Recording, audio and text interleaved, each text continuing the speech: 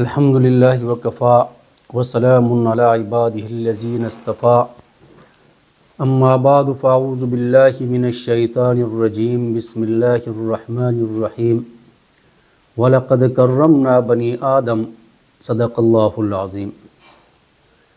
محترم ناظرین، آج ترجمیر ٹی وی کی وساطت سے اصلاح معاشرہ کے حوالے سے چند باتیں اور کلمات عرض کرنا چاہتا ہوں۔ اللہ تبارک و تعالی ارشاد فرماتے ہیں وَلَقَدْ كَرَّمْنَا بَنِي آدم، ہم نے بنی آدم کو احترام بخشا، اکرام بخشا۔ اکرام اور احترام دونوں قریب المعنی الفاظ ہیں۔ ایک ہے التکریم، تکریم کا مطلب ہوتا ہے شرف الشیء فی نفسہ، کسی چیز کی ذات کے اندر شرافت اور فضیلت کا ہونا۔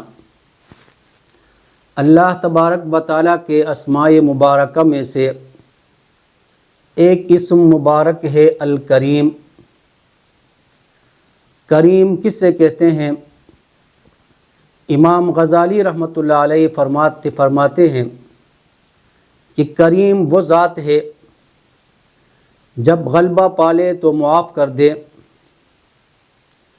جب ان سے انسان اپنے گناہوں کی معافی مانگے تو وہ معاف کر دے، اور جب اس کے سامنے کوئی اپنی حاجت پیش کرے تو وہ انسان کی حاجت اور ضرورت کو پورا کر دے۔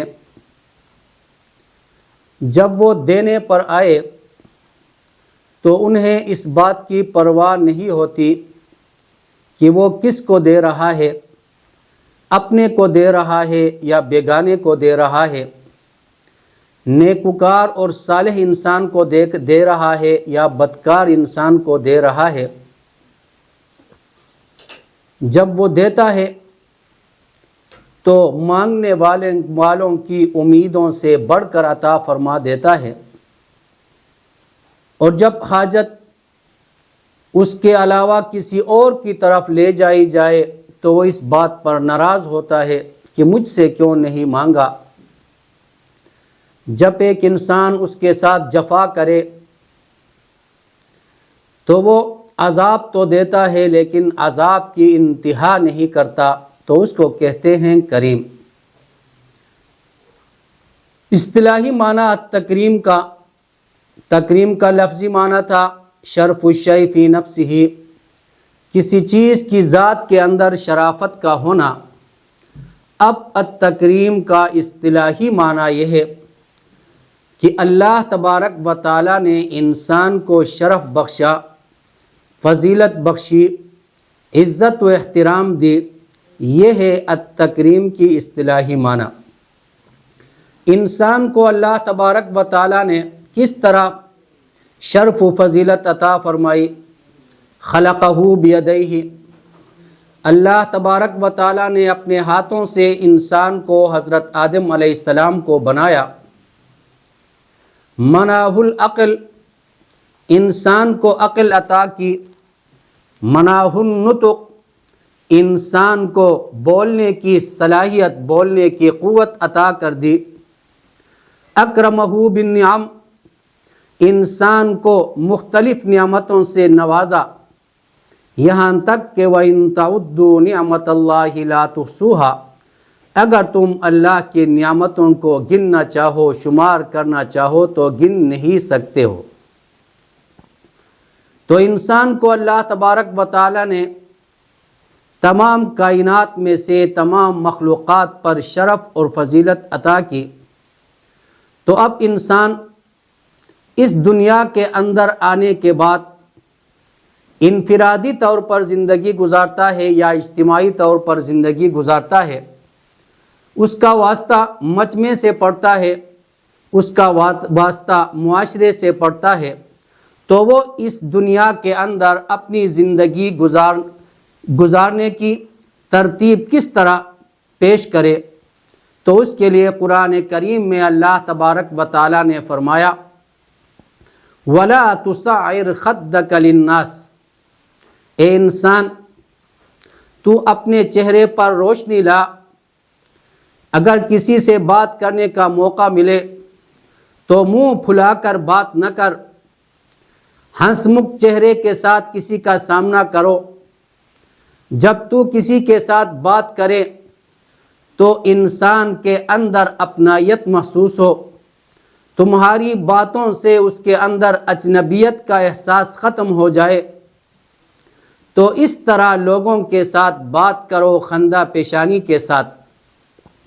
دوسرا اصول انسانی معاشرے میں زندگی گزارنے کے حوالے سے اللہ تبارک و تعالیٰ نے بیان فرمایا، وَقُولُوا لِلنَّاسِ حُسْنًا، اے انسان لوگوں کے ساتھ اچھی طریقے سے بات کرو، تمہارا لب و لہجہ نرم ہو، تمہارے لب و لہجے میں سختی اور درستی نہ ہو، لوگ تمہیں دیکھ کر بھاگ نہ جائیں، راستے میں اگر کسی کا سامنا ہوا تو دوسرا آدمی تمہارے شر سے ڈر کر اپنا راستہ چھوڑ نہ دے۔ حضور اقدس صلی اللہ علیہ وسلم نے اسی کو آگے بڑھاتے ہوئے فرمایا کہ اے انسان اگر تو کسی کو فائدہ نہیں دے سکتا ہے، اگر کسی کو راحت نہیں پہنچا سکتا ہے، اگر تمہارے ہاتھوں سے تمہاری زبان سے کسی کو فائدہ نہیں پہنچتا ہے تو تمہارے اندر جو یعنی اندرونی شر ہے اس شر سے تو دوسرے لوگوں کو بچا لے، تمہارے اندر جو شر ہے اس شر سے دوسرے لوگوں کو تو کیا کرے، بچا لے۔ ہر انسان کے اندر اللہ تبارک و تعالیٰ نے دو مادے رکھے ہیں، ایک خیر کا مادہ ہوتا ہے، ایک شر کا مادہ ہوتا ہے۔ خیر کے مادے کو ابھارنے والا فرشتہ ہوتا ہے اور شر کے مادے کو ترغیب دلانا ابھارنے والا شیطان ہوتا ہے۔ جب انسان کے دل میں کسی کام کے سامنے آنے کے بعد خیال آتا ہے کہ میں اس کام کو کروں یا نہ کروں، شک پر مشتمل جذبات اس کے اندر پیدا ہو جاتے ہیں، تو جب وہ اپنے اس خیال پر عمل کر لے، نیک عمل کرے، نماز پڑھے، زکوٰۃ ادا کرے، روزہ رکھے یا کسی بھی نیک عمل کو انجام دے، تو اس کا مطلب یہ ہے کہ اس انسان نے فرشتے کی ترغیب پر عمل کیا۔ اور جب انسان اس نیک عمل کے داعیے، اس نیک عمل کے تقاضوں پر عمل نہ کرے اور اس کو چھوڑ دے، تو اس کا مطلب یہ ہے کہ اس انسان نے فرشتے کی ترغیب پر عمل نہیں کیا بلکہ شیطان کی ترغیب پر اس نے عمل کیا ہے۔ تو حضور اقدس صلی اللہ علیہ وسلم ارشاد فرماتے ہیں کہ اے انسان تمہارے اندر شر کا جو جذبہ ہے اس شر کو دوسروں سے تو روک دے، تمہارے ہاتھوں سے، تمہاری زبان سے کسی دوسرے انسان کو تکلیف نہ پہنچائے۔ اور دوسرا اصول حضور اقدس صلی اللہ علیہ وسلم نے ارشاد فرمایا، خیر الناس انفعهم للناس، لوگوں میں سب سے بہترین انسان وہ ہے جس سے لوگوں کو فائدہ پہنچے، لوگوں کو تکلیف نہ پہنچے، اس کے قول، اس کے کردار، اس کے عمل، یعنی ہر ایک چیز سے لوگوں کو فائدہ پہنچے، لوگ اس کو دیکھ کر خوشی اور مسرت کا اظہار کریں، لوگوں کے اندر فرحت و انبساط کا جذبہ اس انسان کو دیکھ کر پیدا ہو جائے، تو انسان کو اس طرح اپنے آپ کو بنانا ہے۔ تو انسان کو اللہ تبارک و تعالیٰ نے بنایا، اب معاشرے کے اندر انسان رہتا ہے، تو معاشرے میں انسان کس طریقے سے زندگی گزارے۔ سب سے پہلے انسان یہ سوچے کہ میں ایک انسان ہوں، تمام انسان اللہ کے بندے ہیں، یہ ایک بنیادی نقطہ ہے۔ اس نقطے کے ارد گرد مختلف دائرے ہیں، مختلف دائرے۔ بنیادی نقطہ تو یہی ہے کہ تمام لوگ، تمام انسان اللہ کے بندے ہیں۔ اس بنیادی انسانیت کے دائرے کے ارد گرد جو سب سے پہلا دائرہ ہے وہ ہے انسان کی خانگی زندگی کا دائرہ۔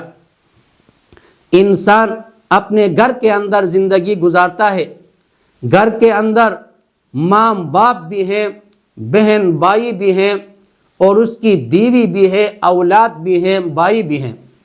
تو ان کے ساتھ انسان اپنی زندگی کس طرح گزارے، تو اس کے لیے اللہ تبارک و تعالی نے نبی علیہ السلام کے ذریعے جتنے ہدایات اور احکامات ہمیں عطا کیے ہیں، اگر ان احکامات اور ہدایات پر ہم عمل کریں اور گھر کے اندر جتنے افراد ہیں وہ ایک دوسرے کی حقوق کو جانیں، ایک دوسرے کا حق ادا کریں، تو گھر کے اندر امن آ سکتا ہے، معاشرہ باوقار معاشرہ کہلایا جا سکتا ہے، باوقار گھر اور گھرانہ کہلایا جا سکتا ہے۔ حضور اقدس صلی اللہ علیہ وسلم کا ارشاد ہے کہ انسان جس گھر میں تو رہتا ہے اس گھر میں تو اپنی والدہ کے ساتھ رہتا ہے تو اپنی والدہ کا حقوق، اپنے والدہ کی حقوق پہچان لو۔ الجنت تحت اقدام امہاتکم، جنت تمہاری ماؤں کے قدموں کے نیچے ہے۔ ایک انسان اگر جنت حاصل کرنا چاہتا ہے، اللہ تبارک و تعالیٰ کی رضامندی چاہتا ہے، نبی علیہ السلام کی تعلیمات کے مطابق اپنی زندگی گزارتا ہے، تو اس انسان کو چاہیے کہ گھر میں اپنی والدہ کی اطاعت کرے، والدہ کے سامنے اف تک بھی زبان پر نہ لائے۔ اسی طرح اس گھر کے اندر ان کا والد بھی موجود ہوتا ہے، باپ کا احترام کرے۔ نبی علیہ السلام کا ارشاد ہے، رضا الرب فی رضا الوالد۔ اے انسان، جس گھر میں تو رہتا ہے اس گھر کے اندر اگر تمہارا والد تم سے راضی ہے تو اللہ تبارک و تعالیٰ بھی تم سے راضی ہے۔ اگر تمہارا والد تم سے ناراض ہے تو اس کا مطلب یہ ہے کہ اللہ تبارک و تعالیٰ بھی تم سے ناراض ہے۔ تو اللہ کی رضامندی منحصر ہے والدین کی اطاعت پر۔ جو انسان اپنے والدین کی خدمت کرے، ان کی اطاعت کرے، ان کی خواہشات کا احترام کرے، تو اللہ اور رسول اس انسان سے راضی ہوتے ہیں۔ جب اللہ اور رسول انسان سے راضی ہوں تو اس انسان کا انجام جنت ہو سکتا ہے اور کچھ نہیں۔ اسی طرح اس گھر کے اندر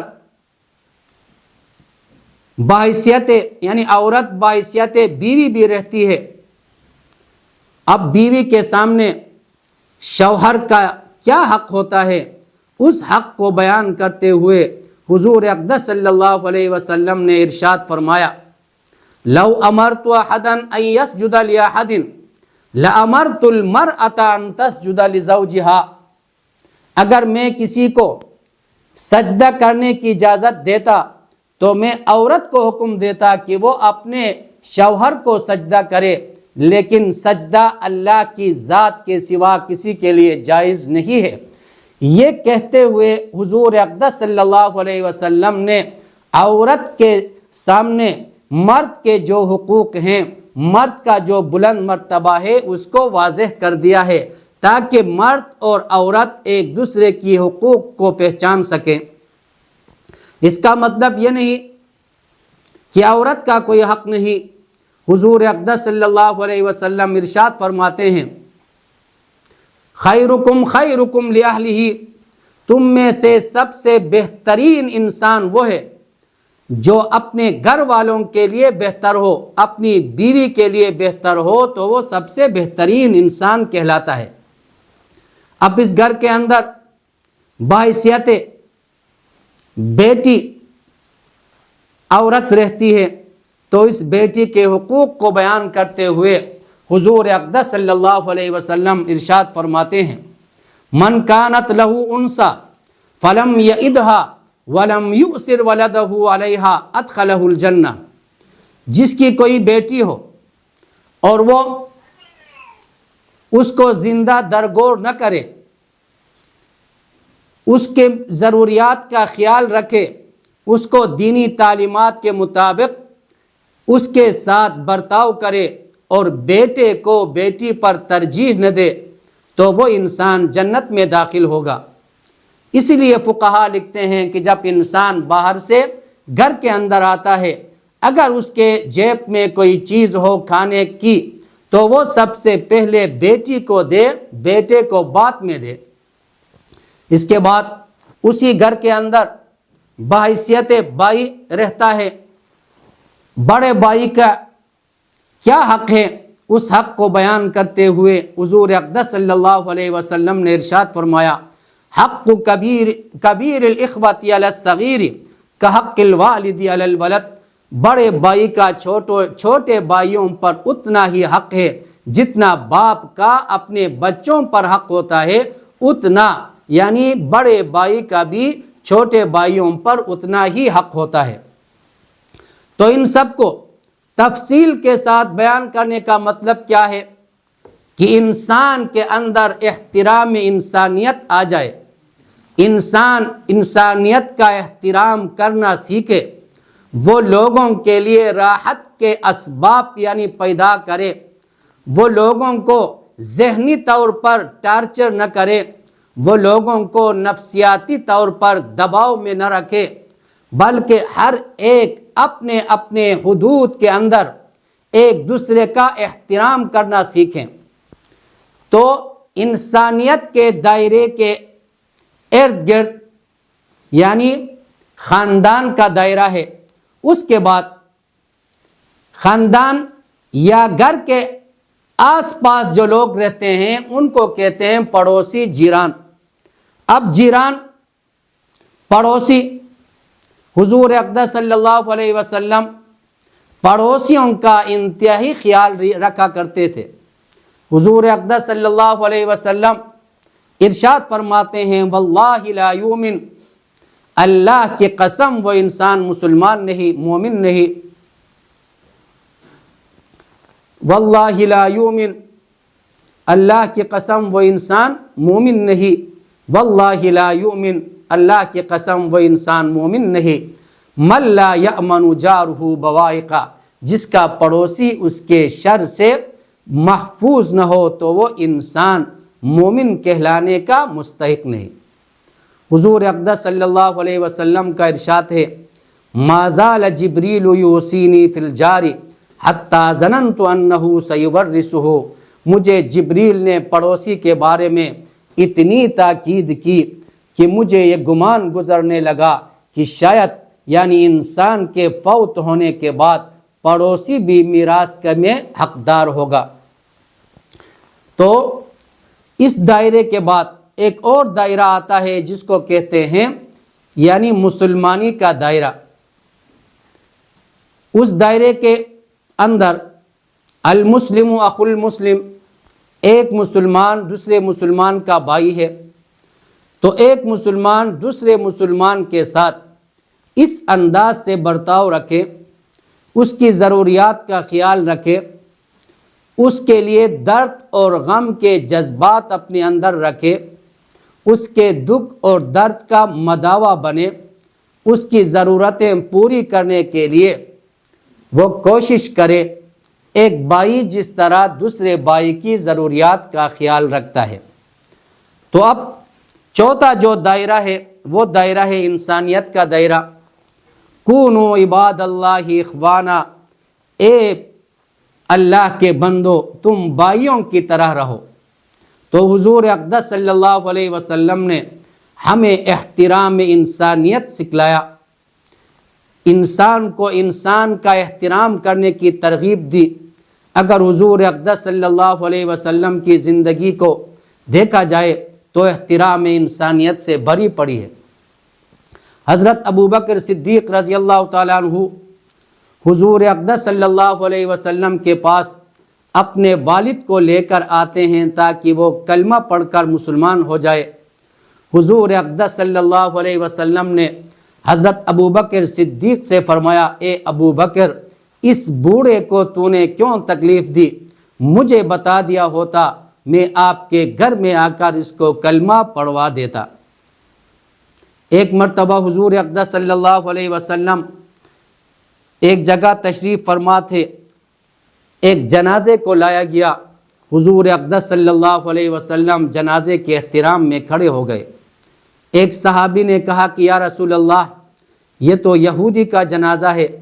حضور اقدس صلی اللہ علیہ وسلم نے ارشاد فرمایا، الیست نفسا، یہودی تو ہے لیکن انسان تو ہے، بحیثیت انسان ہمیں اس کا احترام کرنا چاہیے۔ تو حضور اقدس صلی اللہ علیہ وسلم نے احترام انسانیت کا درس دیا کہ ہمارے اندر انسانوں کا احترام کرنے کا جذبہ پیدا ہو جائے، ہمارے اندر یہ داعیہ پیدا ہو جائے کہ ہم کس طرح دوسروں کے لیے مفید بن سکتے ہیں، ہمارے اندر یہ تقاضا پیدا ہو جائے کہ ہم کس طرح دوسروں کے کام آ سکتے ہیں۔ تو حضور اقدس صلی اللہ علیہ وسلم نے ہمیں احترام انسانیت کا درس سکھایا کہ انسان دوسروں کے فائدے کے لیے کام کرے۔ تو اب ہمیں چاہیے کہ ہم بحیثیت مسلمان اور بحیثیت انسان دوسروں کے کام آئیں۔ اللہ تبارک و تعالی ہم سب سے راضی ہو، ہم سے دین مبین کی خدمت یعنی لے، اور ہمیں نیک اعمال کرنے کی توفیق عطا فرمائے۔ وآخر دعوانا ان الحمد للہ رب العالمین۔